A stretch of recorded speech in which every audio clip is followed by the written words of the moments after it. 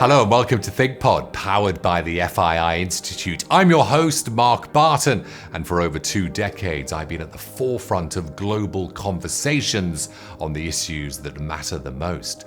In this series, I'll be meeting the leaders who are rising to tackle the grand challenges that face humanity right now. Together, we'll be discussing the radical ideas and the transformative solutions that'll benefit both people and planet. This episode, I'm joined by the former Prime Minister of Italy, Matteo Renzi. From the 2015 Paris Accords to the sinking of the Conte government, Matteo continues to play a pivotal role in global politics. What message does the youngest Italian Prime Minister since unification have for the next generation of change makers? Matteo, thank you very much for joining us today. Thank you, Mark. How well placed is Europe and Italy, your expertise, to weather what we're seeing right now, this, some might say, perfect storm of geopolitical risks, economic risks, inflation, energy, and climate risks? There's a lot in there. It's unbelievable because after 2 years of pandemic, everyone spoke about the new start, the new beginning, and then the Ukrainian crisis and then Ukrainian war was a terrible news, first of all, for the people in Ukraine, of course, but also for the general situation, geopolitical situation. I think we are really in presence of a strong and deep change. Probably politicians don't understand very well how deep and how big is this change. Climate, as you said, Marco, demography, migration, food, energy, everything today is totally different in respect to 1 year ago. So I believe it's time to radical change the radical challenges. Not easy, but I believe for the people who love the future, that is a wonderful. What are the radical solutions that you want? First of all, we need politicians able to don't think about the next tweet on Twitter, but able to think about the next generations, the next decades. That is the problem. Because if we continue, we think very good for the people who use that is good for the momentum, but the world is not Instagram. Cycle, isn't that to do with election cycles? First of all, whether it's Twitter or it's just cycles, isn't it? Okay, in theory, in the old democracies, there was a cycle, 4 years, 5 years before the election.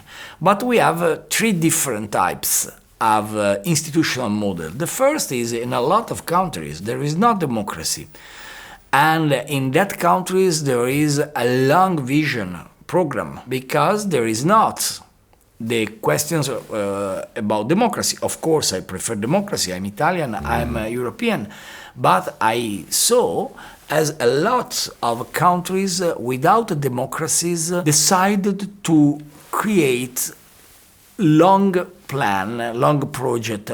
I think that have to be the same ambition for the people who believe in democracy. Also, if you have election every 4 years, 5 years, you have to have a project for the next 20, 25, 30 years. And you cannot change. If you, Mark, became prime minister, and then I became prime minister after you, I can change something, but I cannot change the direction of the countries. The third problem is a traditional approach of new politicians. They think only about day by day. I have 1 million of people, followers on Facebook. I have 3 million of people, followers on Twitter. So I think, what is the way to involve the single followers?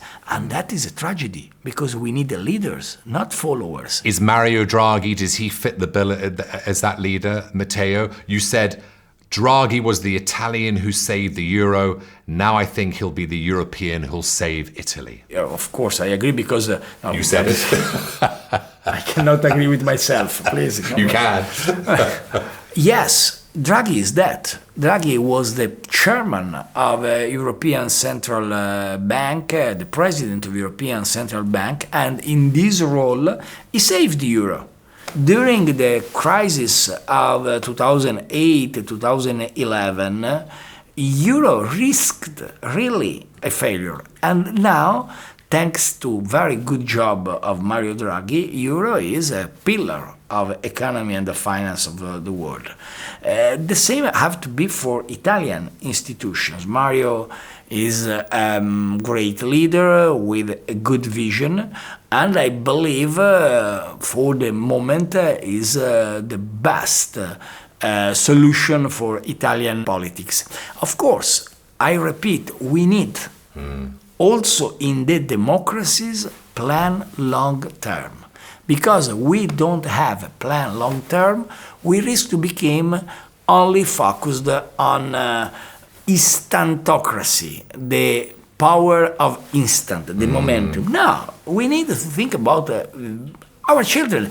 If you became politician because you have a dream for your children. You promised great change when you entered office, youngest ever Italian Prime Minister since unification. The Scrapper was your name. Did you live up to that promise? I exaggerated with the reforms because I was a prime minister, the youngest prime minister in the history of Italy. That is not an asset, because the number 2 was Mussolini. So, but I was the youngest. I was the first who have, and for the moment also the only one with the number of women, 50% of women, the youngest cabinet in the history of Italy, not only myself.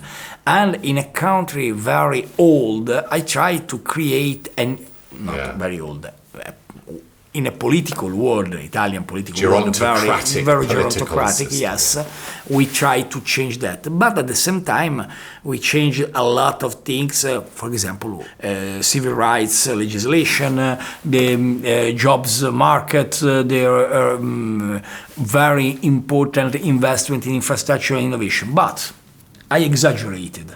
Why? Because I tried to change the constitution.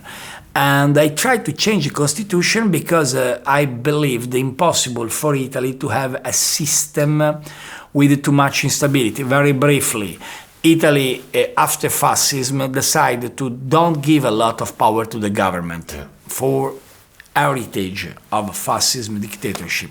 And for that, we changed for 70 years, more or less, a government every year. That is not good, because changing a government every year, we cannot have a good relation between the other leaders in Europe, other leaders around the world, other projects. So I tried to change the constitution and I lost a referendum. 2016. Two things. The first, 2016 wasn't a good year to celebrate a referendum because in June Brexit happened, of course. And in December I lost my referendum. When I lost the referendum, I resigned. I believe that needs to change was particularly important for myself. I wasn't an old politician in Italy stay in the chair because I think I have to stay at the power. Not. I stay in the power if I can change. If I cannot change, I think we have to go. About the what happened in the last period, I was influenced to try to change prime minister because I think Mario Draghi is absolutely better than Giuseppe Conte. Giuseppe Conte was the former prime minister, and I'm so happy for that because Do you still wield that influence? No. I think today is different, but the real influence is in the capacity to give ideas, try to change the situation, and, in my opinion, educate the new generation. How are you educating the new generation? Because that's something that we really care about. I have a lot of initiative every year about that, and particularly this year will be in a little island, in the island of Ventotene. A lot of friends know probably all the islands in Italy, Sicily, Sardinia, Capri, Ischia, Isola d'Elba, etc. But there is an island not so famous for tourism, is at the north of Capri Island, is island of Ventotene. Why Ventotene Island is so important? Because it was the place during the fascism era was a jail. And a lot of people who believe in the United States of Europe were in the jail and during fascism. And in 2010 they wrote a manifesto of United States of Europe. I have this dream. United States of Europe, because my preoccupation is if we continue with this approach, Europe will disappear.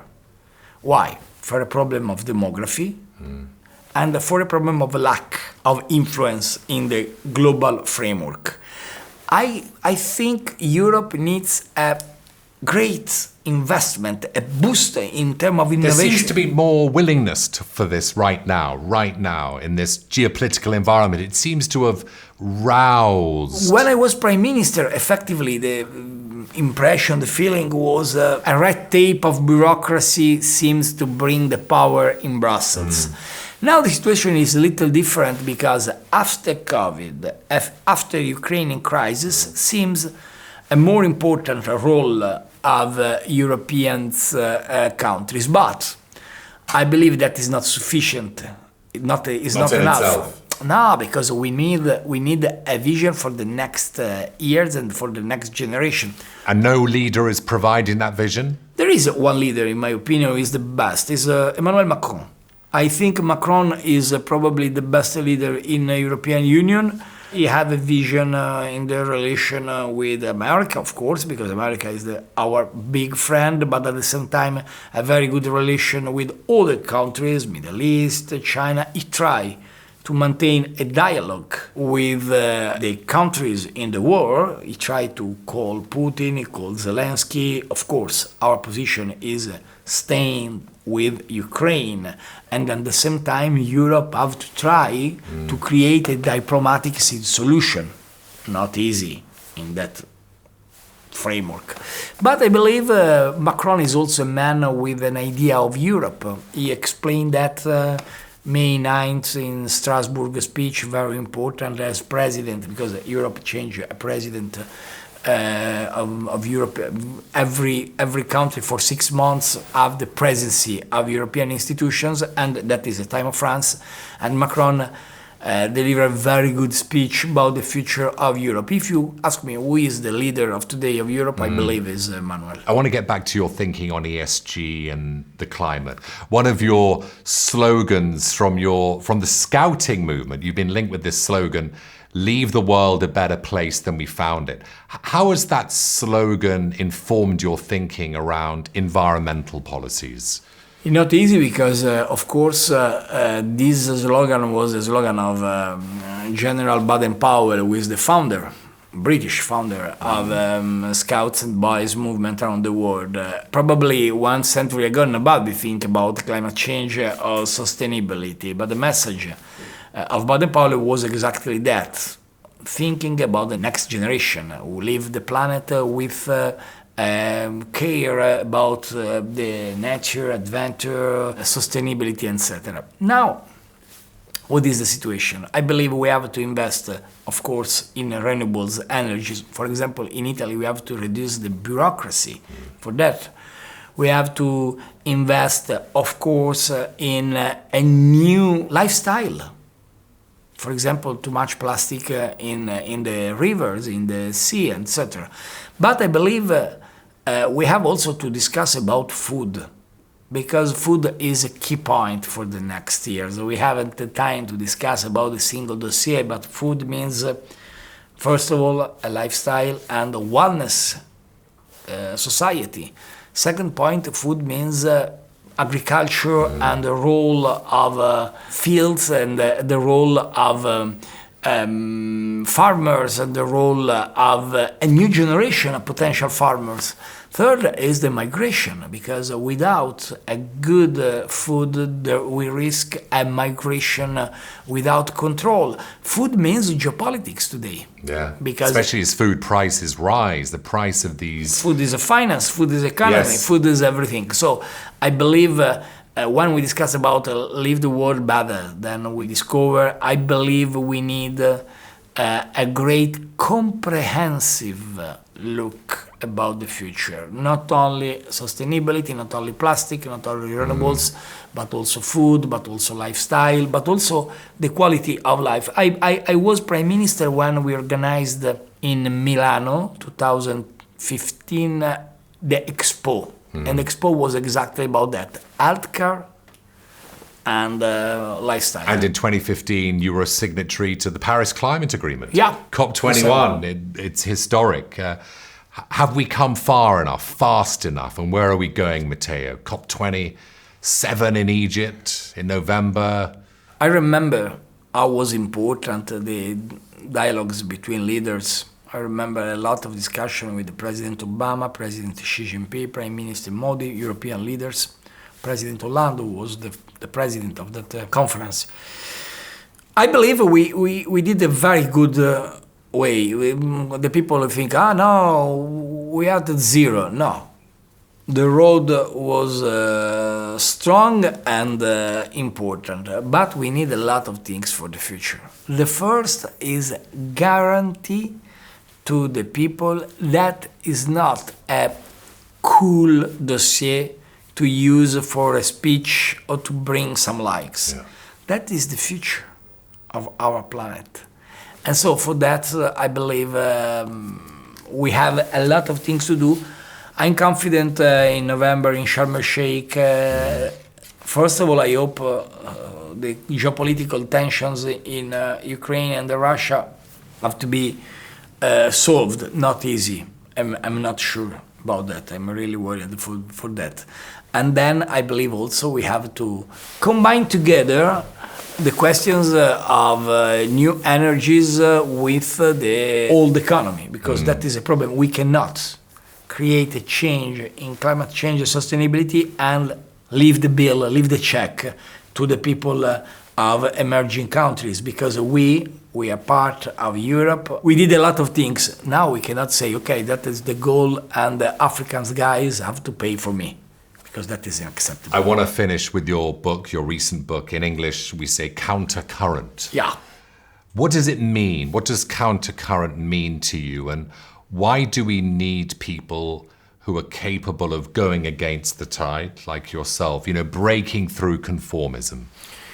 We need a generation of leaders, not a generation of followers. Leaders is a man or woman able to give a direction and then try to make a difference and bring with him or her the older peoples.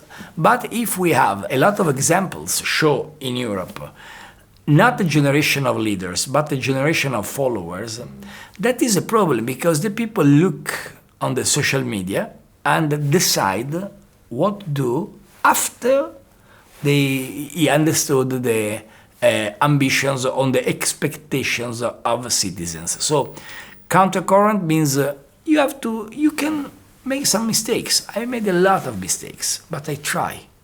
And the real great value of politician is not to stay in the chair just to have good statistics in terms of occupation of power, but try to change deeply his country. My suggestion and my message is that try to change. What a perfect way to end. Thank you very much. Grazie. In these turbulent times, don't forget to like, comment, share, and subscribe to ThinkPod for more insight and analysis.